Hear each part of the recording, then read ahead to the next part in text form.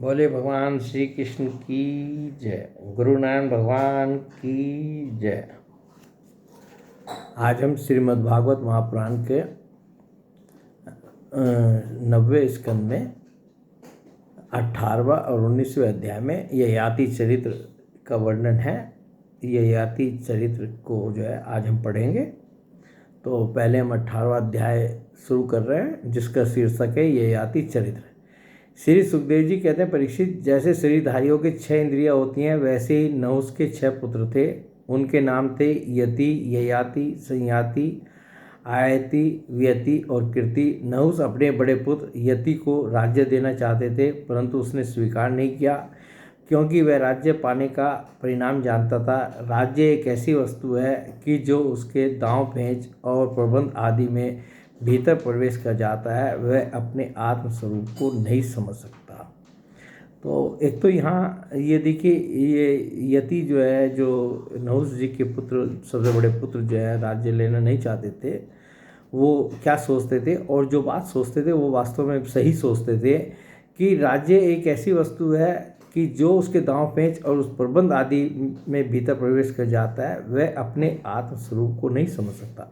तो ये दोनों चीज़ें जो है चलना बहुत कठिन है, कि दोनों में जो है, दोनों नाव में पैर रख करके कोई आदमी चले, ये उसके समान है। तो बहुत कठिन है ये। जब इंद्र पत्नी सची से सहवास करने की चेष्टा करने के कारण नहुस को ब्राह्मणों ने इंद्र पद से गिरा दिया और अजगर बना दिया, तब राजा के पद पर ययाति बैठे। और ये एक अलग कथा है कि राजा नहुस जो है, उनको इंद्र पद मिला था। इंद्र को स्वर्ग छोड़ करके जाना पड़ा था, तो देवताओं ने इंद्र पद पर जो है राजा नहुस को बैठा दिया था, परंतु उनकी नीयत खराब हो गई थी और वो इंद्र की पत्नी सची के साथ जो है दुराचार करना चाहे थे। तो उस पर जो है ब्राह्मणों ने उनको श्राप दिया था और उनको अजगर बना दिया था। तो अब जब अजगर बन गए राजा नहुस जो है, तो फिर राज्य खाली हो ही गया था। तो उस पर जो है ययाति जो है, उनके जो छोटे पुत्र थे, उनको जो है राजगद्दी पर बैठा दिया गया और राजा ये बन गए। ययाति ने अपने 4 छोटे भाइयों को 4 दिशाओं में नियुक्त कर दिया और स्वयं शुक्राचार्य की पुत्री देवयानी और दैत्यराज वर्षपर्वा की पुत्री शर्मिष्ठा को पत्नी के रूप में स्वीकार करके पृथ्वी की रक्षा करने लगे। अब देखिए, इनका विवाह तो जो है वास्तव में जो है राजा ययाति का जो है शुक्राचार्य की पुत्री देवयानी के साथ हुआ था, परंतु शर्मिष्ठा भी जो है उनकी बाद में जो है वो पत्नी के रूप में रही, और जो है इनकी 2 पत्नियां इनकी हुई। और ये कथा जो है बड़ी थोड़ा उस हिसाब से बड़ी अच्छी शिक्षा देने वाली है। इसको हम ध्यानपूर्वक सुनेंगे। राजा परीक्षित ने पूछा, भगवान शुक्राचार्य जी तो ब्राह्मण थे और ययाति क्षत्रिय, फिर ब्राह्मण कन्या और क्षत्रिय वर्ग का प्रतिलोम यानी उल्टा विवाह कैसे हुआ? ये तो शुक्राचार्य जी तो जो है ब्राह्मण थे और ययाति जो क्षत्रिय थे। तो परीक्षित जी ने कहा कि इन दोनों का विवाह संबंध कैसे हुआ? श्री सुखदेव जी ने कहा, राजन, दानवराज वर्षपर्वा की एक बड़ी माननीय कन्या थी, उसका नाम था शर्मिष्ठा।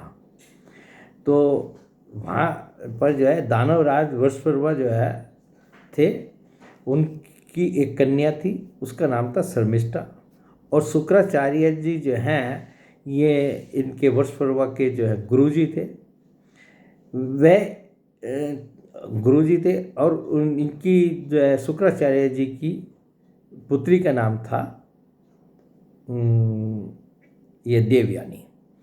तो उसका नाम था, वह एक दिन अपनी गुरु पुत्री देवयानी और हजारों सखियों के साथ अपनी राजधानी के श्रेष्ठ उद्यान में टहल रही थी। और वैसे भी ये दोनों जो है शुक्राचार्य जी की पुत्री देवयानी और इनकी वर्षपर्वा की पुत्री जो है शर्मिष्ठा, जो दोनों सहेलियाँ भी थी, श्रेष्ठ उद्यान में टहल रही थी। उस उद्यान में सुंदर सुंदर पुष्पों से लदे हुए अनेकों वृक्ष थे। उसमें एक बड़ा ही सुंदर सरोवर था। सरोवर में कमल खिले हुए थे और उन पर बड़े ही मधुर स्वर से भौरे गुंजार कर रहे थे। उसकी धमनी से सरोवर का तट गूंज रहा था। जलाशय के पास पहुंचने पर उन सुंदरी कन्याओं ने अपने अपने वस्त्र तो घाट पर रख दिए और उस तालाब में प्रवेश करके वे एक दूसरे पर जल उलीच कर क्रीड़ा करने लगी।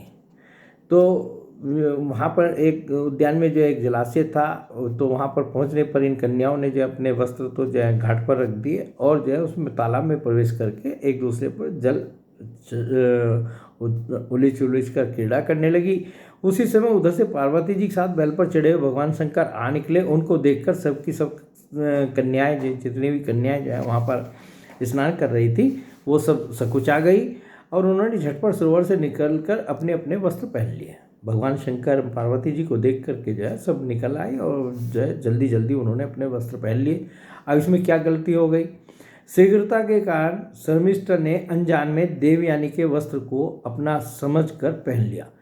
तो जो शुक्राचार्य जी की पुत्री थी देवयानी, उसके वस्त्र जो है उसने वर्षपर्वा की पुत्री शर्मिष्ठा ने गलती से पहन लिया। उसने जानबूझकर के ऐसा नहीं किया था, वो जल्दबाजी में जो है उसने उसके वस्त्र पहन लिए। इस पर देवयानी क्रोध के मारे आग बबूला हो गई। उसने कहा, अरे देखो तो सही। उसने कहा, मैं भाई गुरुपुत्री हूँ और इसके पिता जो हैं वो मेरे पिता के शिष्य हैं। इसकी हिम्मत कैसे हो गई, इसने जो है ये मेरे वस्त्र पहन लिए। अरे देखो तो सही, इस दासी ने कितना अनुचित काम कर डाला। राम राम जैसे कुतिया यज्ञ का विषय उठा ले जाए, वैसे इसने मेरे वस्त्र पहन लिए हैं। जिन ब्राह्मणों ने अपने तपोबल से संसार की सृष्टि की है, जो परम पुरुष परमात्मा के मुख रूप हैं, जो अपने हृदय में निरंतर ज्योतिर्मय परमात्मा को धारण किए रहते हैं और जिन्होंने संपूर्ण प्राणियों के कल्याण के लिए वैदिक मार्ग का निर्देश किया है, बड़े बड़े लोकपाल तथा देवराज इंद्र ब्रह्मा आदि भी जिनके चरणों की वंदना और सेवा करते हैं, और तो क्या लक्ष्मी जी के एकमात्र आश्रय परम पावन विश्वात्मा भगवान भी जिनकी वंदना और स्तुति करते हैं, उन्हीं ब्राह्मणों में हम सबसे श्रेष्ठ भृगुवंशी हैं और इसका पिता प्रथम तो असुर है, फिर हमारा शिष्य है। इस पर भी इस दुष्टा ने जैसे शूद्र वेद पढ़ ले उसी तरह हमारे कपड़ों को पहन लिया। तो ये उसने और जो है जली कटी बातें जो है शर्मिष्ठा को सुना दी। जब देवयानी इस प्रकार गाली देने लगी तब शर्मिष्ठा क्रोध से तिलमिला उठी। वह चोट खाई हुई नागिन के समान लंबी सांस लेने लगी। उसने अपने दांतों से होठ दबाकर कहा, शर्मिष्ठा को भी क्रोध आ गया देवयानी की बात सुन करके, और उसने क्या कहा? उसने कहा, भिखारिन तू इतना बहक रही है, तुझे कुछ अपनी बात का भी पता है? जैसे कौवे और कुत्ते हमारे दरवाजे पर रोटी के टुकड़ों के लिए प्रतीक्षा करते हैं, वैसे ही क्या तुम भी हमारे घरों की ओर नहीं ताकती रहती? शर्मिष्ठा ने इस प्रकार बड़ी कड़ी कड़ी बात कहकर गुरुपुत्री देवयानी का तिरस्कार किया और क्रोधवश उसके वस्त्र छीनकर उसे कुएं में ढकेल दिया। और शर्मिष्ठा ने क्या किया? उसके वस्त्र भी छीन लिए। पहले तो कड़ी कड़ी बातें गई और उसको जो है देवयानी को कुएं में धक्का दे दिया, कुएं में गिर गई। शर्मिष्ठा के चले जाने के बाद संयोगवश शिकार खेलते हुए राजा ययाति इधर उधर आ निकले। उन्हें जल की आवश्यकता थी, इसलिए कुएं में पड़ी हुई देवयानी को उन्होंने देख लिया। उस समय वह वस्त्रहीन थी, इसलिए उन्होंने अपना दुपट्टा उसे दे दिया और दया करके अपने हाथ से उसका हाथ पकड़कर उसे बाहर निकाल लिया। तो ये संयोगी था। शर्मिष्ठा तो उसको कुएं में धक्का दे करके चली गई। तो जो है उधर से राजा ययाति पास हो रहे थे, तो उनको प्यास भी लगी थी और जो है जल की आवश्यकता थी। उन्होंने जो है कुएं में जो है देवयानी को देखा और जो वस्त्रहीन थी, उन्होंने अपना जो है दुपट्टा जो है उसके ऊपर डाला पहले और दया करके उसका हाथ पकड़ के उसको बाहर निकाल दिया। देवयानी ने प्रेम भरी वाणी से वीर ययाति से कहा, वीर शिरोमणि राजन, आज आपने मेरा हाथ पकड़ा है। जब आपने मेरा हाथ पकड़ लिया तब दूसरा कोई से न पकड़े। वीर श्रेष्ठ, कुएं में गिर जाने पर मुझे तो आपका अचानक दर्शन हुआ है, यह भगवान का ही किया हुआ संबंध समझना चाहिए। इसमें हम लोगों की या और किसी मनुष्य की कोई चेष्टा नहीं है। तो एक तो उन्होंने कहा कि देखिए, आज आपने जो है जो मेरा हाथ पकड़ा है, इसमें ये हम लोगों का कोई प्रयत्न नहीं है, भगवान का ही किया हुआ है। और जब एक बार आपने हाथ पकड़ लिया तो इस मेरे हाथ को कोई दूसरा ना पकड़े। मतलब उसका मतलब जो है स्पष्ट था कि जो है अब मैं आपकी हो गई हूँ। वीर श्रेष्ठ, पहले मैंने बृहस्पति के पुत्र कच्छ को साप दे दिया था, इस पर उसने भी मुझे साप दे दिया, इसी कारण ब्राह्मण मेरा पानी ग्रहण नहीं कर सकता। ये भी एक अलग कथा है कि इसने जो है शुक्राचार्य जी की पुत्री ने जो है बृहस्पति जी के पुत्र कच्छ को साप दे दिया था और उस पर उसने भी साप दे दिया था, और वो साप क्या था कि तुम्हारा पानी ग्रहण जो है कोई ब्राह्मण नहीं करेगा। ययाति को शास्त्र प्रतिकूल होने के कारण यह संबंध अभिष्ट तो न था, परंतु उन्होंने देखा कि प्रारब्ध ने स्वयं ही मुझे यह उपहार दिया है और मेरा मन भी इसकी ओर खींच रहा है, इसलिए ययाति ने उसकी बात मान ली। ययाति जो है क्षत्रिय थे, परंतु उन्होंने कहा कि भाई भगवान ने जो है मुझे ये उपहार दिया है और सुंदर कन्या तो थी, तो इसलिए जो है उनका मन भी उसकी ओर आकर्षित था, उन्होंने जो है उसकी बात स्वीकार कर ली। वीर राजा ययाति जब चले गए तब देवयानी रोती पीटती अपने पिता शुक्राचार्य के पास पहुंची, और जब कुएं से निकल गई राजा ययाति ने निकाल दिया तो वो रोती पीटती जो अपने पिता जो है शुक्राचार्य जी के पास पहुंची। शर्मिष्ठा ने जो किया था वह सब उन्हें कह सुनाया। शर्मिष्ठा के व्यवहार से भगवान शुक्राचार्य का भी मन चट गया। वे पुरोहिताई की निंदा करने लगे। उन्होंने सोचा कि इसकी अपेक्षा तो खेत या बाजार में से कबूतर की तरह कुछ बीन कर खा लेना अच्छा है। अतः अपनी कन्या देवयानी को साथ लेकर वे नगर से निकल पड़े। जब उनकी पुत्री ने जो है देवयानी ने सब बातें बताई कि शर्मिष्ठा ने उनको क्या क्या कहा, तो उन्होंने कहा कि पुरोहिती का काम करना जो है ये अच्छा काम नहीं है, और इसी कारण जो है आज जो है उसने शर्मिष्ठा ने जो हमारा अपमान किया है, मेरी पुत्री का अपमान किया है। तो वो जो है चुपचाप जो है वहाँ से देवयानी को लिए और नगर से बाहर निकल गए। जब वर्षपर्वा को यह मालूम हुआ तो उनके मन में यह शंका हुई कि गुरुजी कहीं शत्रुओं की जीत न करा दें, और ये तो राजा लोग तो डरते बहुत थे। तो जो असुर देव वर्षपर्वा था उसको जब ये मालूम पड़ा कि शुक्राचार्य जी जो है नगर छोड़ करके चले गए हैं, तो उसको डर लगने लगा कि गुरुजी के भरोसे ही हम यहाँ पर जो है नगर में हैं, यदि गुरुजी शत्रुओं से मिल गए तो हम तो जो है किसी काम के नहीं रहेंगे, शत्रु हमें पराजित कर देंगे।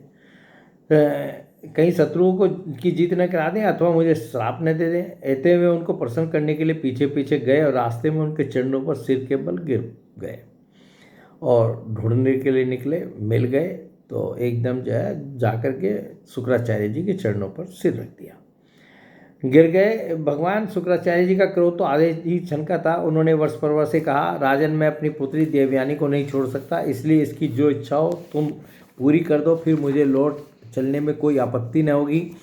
जब वर्षपर्वा ने ठीक है कहकर उनकी आज्ञा स्वीकार कर ली, तब देवयानी ने अपनी मन की बात कही। उसने कहा, पिताजी मुझे जिस किसी को दे दें और मैं जहाँ कहीं जाऊँ, शर्मिष्ठा अपनी सहेलियों के साथ मेरी सेवा के लिए वहीं चले। तो शुक्राचार्य जी ने तो वर्षपर्वा को कहा कि भाई ठीक है, मुझे तो कोई एतराज़ नहीं है, मैं नगर में लौट चलूँगा और तुम्हारा गुरु ही रहूँगा, परंतु जो है उसके लिए तुम मेरी एक शर्त है कि जो मेरी पुत्री देवयानी जो है चाहेगी तुम्हें उसको पूरा करना पड़ेगा। तो राजा ने कहा ठीक है, मैं इस बात को स्वीकार करता हूँ कि जो आपकी पुत्री कहेगी मैं उसको करूँगा। तो देवयानी ने जो है एक शर्त ये रखी कि मेरा विवाह कहीं भी होगा, आप मुझे जिसको भी देंगे पिताजी, तो उसमें शर्मिष्ठा जो है मेरी दासी बन करके जो है चलेगी। शर्मिष्ठा जो है मेरी दासी रहेगी। अब शर्मिष्ठा ने अपने परिवार वालों का संकट और उनके कार्य का गौरव देखकर देवयानी की बात स्वीकार कर ली। शर्मिष्ठा के सामने भी जो है कोई अब दूसरा ऑप्शन बचा नहीं था, तो उसने कहा कि भाई जो है अब अपने पिता की राज्य की रक्षा करनी है, पिता का मान रखना है, तो इसकी बात माननी पड़ेगी। तो उसने देवयानी ने जो कहा था उसको स्वीकार कर लिया। वह अपनी 1000 सहेलियों के साथ दासी के समान उसकी सेवा करने लगी। शुक्राचार्य जी ने देवयानी का विवाह राजा ययाति के साथ कर दिया और शर्मिष्ठा को दासी के रूप में देकर उससे ये कह दिया, राजन इसको देखिए। अब यहाँ जो है राजा ययाति के साथ जो है देवयानी का विवाह तो हो गया, परंतु शुक्राचार्य जी ने जो है राजा ययाति के सामने एक शर्त रखी। उन्होंने कहा, राजन, इसको अपनी सेज पर कभी न आने देना। ये जो शर्मिष्ठा को दे रहे हैं, इसको अपनी सेज पर कभी न आने देना, दासी के रूप में जो साथ में गई थी। परीक्षित, कुछ ही दिनों बाद देवयानी पुत्रवती हो गई। उसको पुत्रवती देखकर एक दिन शर्मिष्ठा ने भी अपने ऋतुकाल में देवयानी के पति ययाति से एकांत में सहवास की याचना की। शर्मिष्ठा की पुत्र के लिए प्रार्थना धर्म संगत है, यह देखकर धर्मज्ञ राजा ययाति ने शुक्राचार्य की बात याद रहने पर भी यह निश्चय किया कि समय पर प्राप्त के अनुसार जो होना होगा हो जाएगा। देवयानी के 2 पुत्र हुए, यदु और दुर्वसु, तथा वर्ष पर्वा की पुत्री शर्मिष्ठा के 3 पुत्र हुए, द्रोयु, अनु और पुरो। तो उन्होंने जो है एक दिन शर्मिष्ठा ने भी याचना की राजा ययाति के साथ, उसको पुत्रवती को देवयानी पुत्रवती हो गई थी, तो उसको देख करके तो उससे भी जो है उसने कहा, भाई ठीक है, ये इसकी याचना है और धर्म संगत भी मुझे लगती है। तो राजा ययाति से उसके भी शर्मिष्ठा के भी 3 पुत्र हो गए, और देवयानी के 2 पुत्र हुए और इसके शर्मिष्ठा के 3 पुत्र हो गए। जब मानिनी देवयानी को यह मालूम हुआ कि शर्मिष्ठा को भी मेरे पति के द्वारा ही गर्भ रहा था, तब वह क्रोध से बेसुध होकर अपने पिता के घर चले गई। तो पहले तो वो सोचती थी, भाई चलो पुत्र हो गए, इसको कोई बात नहीं, परंतु जब उसको ये पता चला कि इसको जो पुत्र हुए हैं वो मेरे पति से ही हुए हैं, मेरे पति से ही इसको गर्भ रहा था, तो उसको बहुत क्रोध आया, और क्रोध में जो है वो अपने पिता के घर जो है शुक्राचार्य जी के घर जो है चली गई। कामी ययाति ने मीठी मीठी बातें, अनुनय विनय और चरण दबाने आदि के द्वारा देवयानी को मनाने की चेष्टा की। उसके पीछे पीछे वहां तक गए भी, परंतु मना न सके। शुक्राचार्य जी ने भी क्रोध में भरकर ययाति से कहा, तू अत्यंत स्त्री लंपट, मंदबुद्धि और झूठा है। जा, तेरे शरीर में वह बुढ़ापा आ जाए जो मनुष्य को क्रूप कर देता है। शुक्राचार्य जी तो मतलब बहुत पहुँचे हुए सिद्ध पुरुष थे, तो उन्होंने जो है ययाति को श्राप दे दिया। उसने कहा, तूने जो है मैंने तुझे समझाया भी था कि दूसरी स्त्री को जो है अपनी सेज पर मत आने देना, और तुमने शर्मिष्ठा से भी जो है 3 पुत्र पैदा किए, और जाओ जो है इसका परिणाम तुम भोगो। वो उसका परिणाम यह है कि तुम्हारे शरीर में जो है वह बुढ़ापा आ जाए जो मनुष्य को क्रूप कर देता है। तो ये श्राप दे दिया। ययाति ने कहा, ब्राह्मण, आपकी पुत्री के साथ विषय भोग करते करते अभी मेरी तृप्ति नहीं हुई है, इस श्राप से तो आपकी पुत्री का भी अनिष्ट ही है। इस पर शुक्राचार्य जी ने कहा, तो उसने कहा कि भाई देखिए, मेरी विषय भोगों से अभी तृप्ति नहीं हुई है, और जो आप श्राप दे रहे हैं इससे आपकी पुत्री का भी अनिष्ट ही होगा। तो इस पर शुक्राचार्य जी ने कहा, अच्छा जाओ, जो प्रसन्नता से तुम्हें अपनी जवानी दे दे उससे अपना बुढ़ापा बदल लो। तो उन्होंने कह दिया कि ठीक है, जो तुम कह रहे हो, परंतु उसका एक ही तरीका है कि जो तुम्हारा बुढ़ापा ले सके उसको अपना बुढ़ापा दे दो, और जो मतलब उससे तुम्हें जवानी मिल सकती हो, कोई ऐसा व्यक्ति पकड़ लो, जवान व्यक्ति ऐसा ढूंढो जो कि जो है तुम अपनी जवानी दे करके तुम्हारा बुढ़ापा ले ले। शुक्राचार्य जी ने जब ऐसी व्यवस्था दे दी, तब अपनी राजधानी में आकर ययाति ने अपने बड़े पुत्र यदु से कहा। सबसे पहले तो उन्होंने जो है अपने पुत्र यदु से कहा, देवयानी के पुत्र यदु से, बेटा तुम अपनी जवानी मुझे दे दो और अपने नाना का दिया हुआ या बुढ़ापा तुम स्वीकार कर लो, क्योंकि मेरे प्यारे पुत्र, मैं अभी विषयों से तृप्त नहीं हुआ हूँ, इसलिए तुम्हारी आयु लेकर मैं कुछ वर्षों तक और आनंद भोगूंगा। ये एक कामी पुरुष की दशा जो है इस कथा के माध्यम से दिखाई जा रही है कि वो अपने पुत्र से जो है जवानी मांग रहा है। वो कह रहा है कि मुझे विषय भोग करने में मेरी अभी तृप्ति नहीं हुई है, तो तुम्हारी आयु लेकर मैं कुछ वर्षों तक और आनंद भोगूंगा।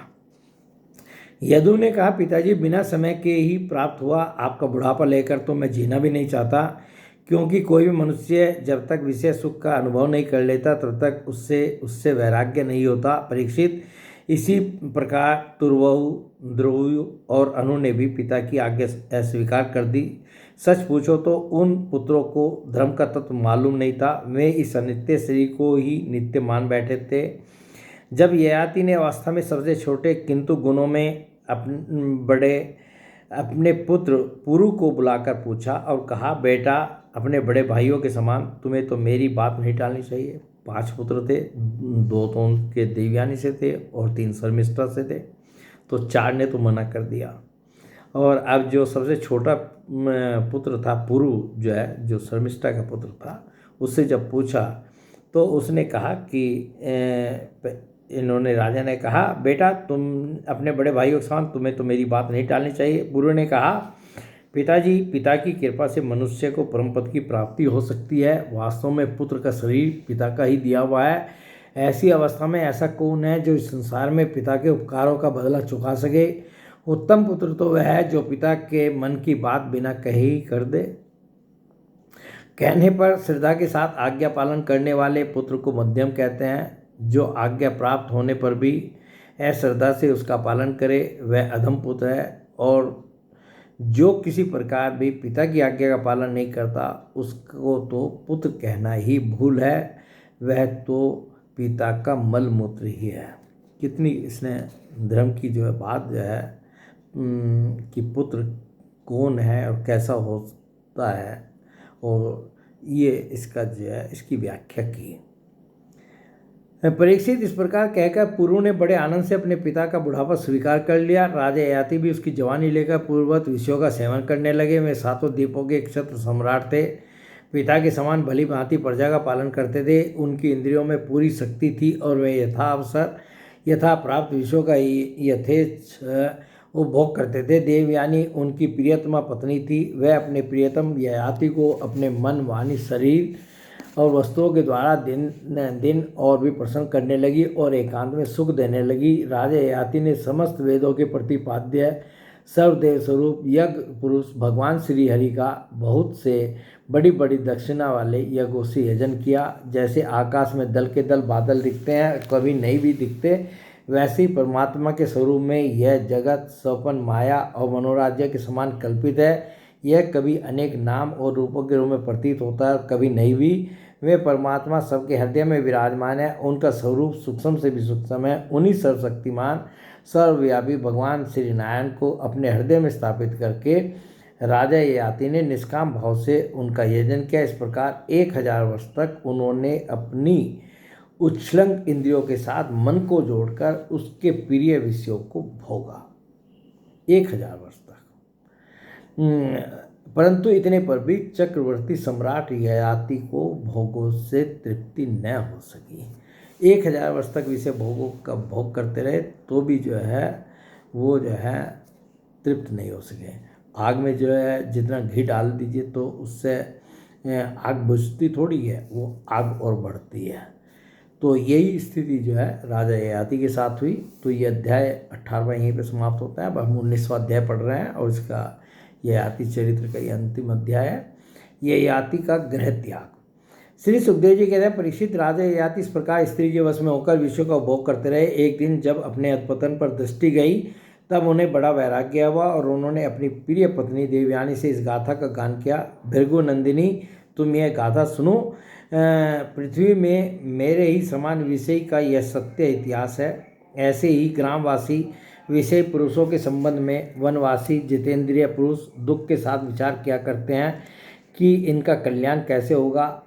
तो अब जब उनको वैराग्य उत्पन्न हुआ विषय भोग करते करते राजा ययाति को, तो वो जो है एक दिन अपनी पत्नी देवयानी से जो है कहने लगे कि एक वो गाथा सुनाने लगे उनको कि एक था बकरा, वह वन में अकेला ही अपने को प्रिय लगने वाली वस्तुएं ढूंढता हुआ घूम रहा था। उसने देखा कि अपने क्रमवश एक बकरी कुएं में गिर पड़ी है।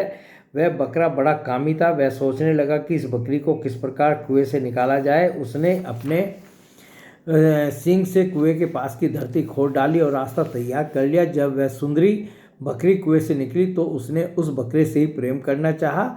वह दाढ़ी मूछ मंडित बकरा हस्त पुष्ट जवान बकरियों को सुख देने वाला और विहार कुशल और बहुत प्यारा था। जब दूसरी बकरियों ने देखा कि कुएं में गिरी हुई बकरी ने उसे अपना प्रेम पात्र चुन लिया है, तब उन्होंने भी उसी को अपना पति बना लिया। वे तो पहले से ही पति की तलाश में थी। उस बकरे के सिर पर कामरूप पिशाच सवार था। वह अकेला ही बहुत सी बकरियों के साथ विहार करने लगा और अपनी सब सुध बुध खो बैठा। जब उसकी कुएं में से निकली हुई प्रियतमा बकरी ने देखा कि मेरा पति तो अपनी दूसरी प्रियतमा बकरी से विहार कर रहा है, तो उसे बकरे की इस करतूत को सहन नहीं हुई। उसने देखा कि यह तो बड़ा कामी है, इसके प्रेम का कोई भरोसा नहीं है और यह मित्र के रूप में शत्रु का काम कर रहा है। अतः वह बकरी उस इंद्रिय लोलुप बकरे को छोड़कर बड़े दुख से अपने पालने वाले के पास चली गई। वह दिन कामी बकरा उसे मनाने के लिए मैं करता हुआ उसके पीछे पीछे चला, परंतु उसे मार्ग में मना नहीं सका। उस बकरी का स्वामी एक ब्राह्मण था। उसने क्रोध में आकर बकरे के लटकते हुए अंडकोश को काट दिया, परंतु फिर उस बकरी का ही भला करने के लिए फिर से उसे जोड़ भी दिया। उसे इस प्रकार के बहुत से उपाय मालूम थे। प्रिय, इस प्रकार अंडकोश जुड़ जाने पर वह बकरा फिर कुएं से निकली हुई बकरी के साथ बहुत दिनों तक विषय भोग करता रहा, परंतु आज तक उसे संतोष न हुआ। ये गाथा जो है राजा ययाति जो है किसको सुना रहे हैं? देवयानी जी को सुना रहे हैं। सुंदरी, मेरी भी यही दशा है। अब कह रहे हैं कि मेरी भी यही दशा है। तुम्हारे प्रेम पास में बंधकर मैं भी अत्यंत दीन हो गया। तुम्हारी माया से मोहित होकर मैं अपने आप को भी भूल गया हूँ। अब जो है अब उनको क्योंकि वैराग्य हुआ है, कुछ ज्ञान भी, वैराग्य जब होता है तो ज्ञान भी उत्पन्न होता है, तो जो है अब उनको ज्ञान भी उत्पन्न हुआ है, तो अब कुछ ज्ञान की बातें भी कह रहे हैं। प्रिय, पृथ्वी में जितने भी धान्य अर्थात चावल, जौ आदि, सुवन, पशु और स्त्रियां हैं, वे सब के सब मिलकर भी उस पुरुष के मन को संतुष्ट नहीं कर सकते जो कामनाओं के प्रहार से जर्जर हो रहा है। विषयों के भोगने से भोग वासना कभी शांत नहीं हो सकती, बल्कि जैसे घी की आहुति डालने पर आग और भड़क उठती है, वैसे ही क्षमा करें, वैसी भोग वासनाएं भी भोगों से प्रबल हो जाती हैं। जब मनुष्य किसी भी प्राणी और किसी भी वस्तु के साथ राग द्वेष का भाव नहीं रखता, तब वह समदर्शी हो जाता है तथा उसके लिए सभी दिशाएं सुखमयी बन जाती हैं। विषयों की तृष्णा ही दुखों का उद्गम स्थान है। मंदबुद्धि लोग बड़ी कठिनाई से उसका त्याग कर सकते हैं। शरीर बूढ़ा हो जाता है, पर तृष्णा नित्य नवीन ही बनी रहती है। अतः जो अपना कल्याण चाहते हैं उसे शीघ्र से शीघ्र इस तृष्णा अर्थात भोग वासना का त्याग कर देना चाहिए। और तो क्या, अपनी माँ, बहन और कन्या के साथ भी अकेले एक आसन पर सटकर नहीं बैठना चाहिए। ये जो है मतलब राजा ययाति जो हैं कामी पुरुषों की नहीं बल्कि सब जगत के सब पुरुषों को ये शिक्षा दे रहे हैं। क्या दे रहे हैं कि और तो क्या, अपनी माँ, बहन और कन्या के साथ भी अकेले एक आसन पर सटकर नहीं बैठना चाहिए। ये जो है क्षमा करें, मनुष्य की इंद्रियां जो हैं इतनी प्रबल हैं कि उसके मन में जो है कुभाव इनके प्रति भी पैदा हो सकता है। इंद्रियां इतनी बलवान हैं कि वे बड़े बड़े विद्वानों को भी विचलित कर देती हैं। और ये बात सत्य है, कोई झूठी बात नहीं। वो सब ये श्रीमद् भागवत में जो ये वाक्य है ये बिल्कुल सत्य वाक्य है और ऐसा अक्सर जो है देखने में और सुनने में भी आता है। विषयों का बार बार सेवन करते करते मेरे 1000 वर्ष पूरे हो गए, फिर भी क्षण प्रति क्षण उन भोगों की लालसा बढ़ती ही जा रही है। इसलिए मैं अब भोगों की वासना तृष्णा का परित्याग करके अपना अंतःकरण परमात्मा के प्रति समर्पित कर दूंगा और शीत उष्ण सुख दुख आदि के भावों से ऊपर उठकर अहंकार से मुक्त हो हरिणों के साथ वन में विचरूंगा। लोक परलोक दोनों के ही भोग असत हैं, ऐसा समझकर न तो उनका चिंतन करना चाहिए और न भोगी क्षमा करें समझना चाहिए कि उनके चिंतन से ही जन्म मृत्यु रूप संसार की प्राप्ति होती है और उनके भोग से तो आत्मनाश ही हो जाता है। वास्तव में इनके रहस्य को जानकर इनसे अलग रहने वाला ही आत्मज्ञानी है। परीक्षित ययाति ने अपनी पत्नी से इस प्रकार कहकर पूर्व की जवानी उसे लौटा दी। तो अब तो उनको वैराग्य हो गया था विषय भोगों से, तो उन्होंने जो है जो सबसे छोटा पुत्र से जवानी ली थी और उसके बदले में उसको बुढ़ापा दिया था, तो उसको पूर्व की जो है जवानी उसे लौटा दी और उससे अपना बुढ़ापा ले लिया। यह इसलिए कि अब उनके चित्त में विषयों की वासना नहीं रह गई थी। इसके बाद उन्होंने दक्षिण पूर्व दिशा में ध्रुव दक्षिण में यदु, पश्चिम में तुर्वसु और उत्तर में अनु को राज्य दे दिया। सारे भूमंडल की समस्त संपत्तियों की योग्यतम पात्र पुरु को अपने राज्य पर अभिषिक्त करके तथा बड़े भाइयों को उसके अधीन बनाकर वे वन में चले गए। तो राजा पुरु को जो है राजा बना दिया और चारों भाइयों को 4 दिशाओं का राज्य दे करके जो है उनके पुरु के अधीन कर दिया और वन में चले गए। यद्यपि राजा ययाति ने बहुत वर्षों तक इंद्रियों से विषयों का सुख भोगा था, परंतु जैसे पांख निकल आने पर पक्षी अपना घोंसला छोड़ देता है, वैसे ही उन्होंने एक क्षण में ही सब कुछ छोड़ दिया। वन में जाकर राजा ययाति ने समस्त आसक्तियों से छुट्टी पा ली। आत्म साक्षात्कार के द्वारा उनका त्रिगुण में लिंग शरीर नष्ट हो गया। उन्होंने माया मल से रहित पर ब्रह्म परमात्मा वासुदेव में मिलकर वह भागवती गति प्राप्त की, जो बड़े बड़े भगवान के प्रेमी संतों को प्राप्त होती है। और इस कथा से जो है ये भी शिक्षा मिलती है कि कितना भी मतलब विषय भोगी और कामी पुरुष हो, वो भी भगवान को प्राप्त कर सकता है यदि उसको वैराग्य हो जाए। और जैसे इन्होंने वन में जाकर जो है जो फिर उसके बाद जो है भगवान की आराधना की और उससे जो आत्म साक्षात्कार हुआ और उन्होंने माया मल से रहित पर ब्रह्म परमात्मा वासुदेव में मिलकर वह भागवती गति प्राप्त की, जो बड़े बड़े भगवान के प्रेमी संतों को प्राप्त होती है। जब देवयानी ने वह गाथा सुनी तो उसने समझा कि ये मुझे निवृत्ति मार्ग के लिए प्रोत्साहित कर रहा है, क्योंकि स्त्री पुरुष में परस्पर प्रेम के कारण विरह होने पर विकलता होती है। यह सोचकर ही इन्होंने यह बात हंसी हंसी में कही है। सज्जन संबंधियों का जो ईश्वर के अधीन है एक स्थान पर इकट्ठे हो जाना वैसा ही है जैसे प्याऊ पर पथिकों का।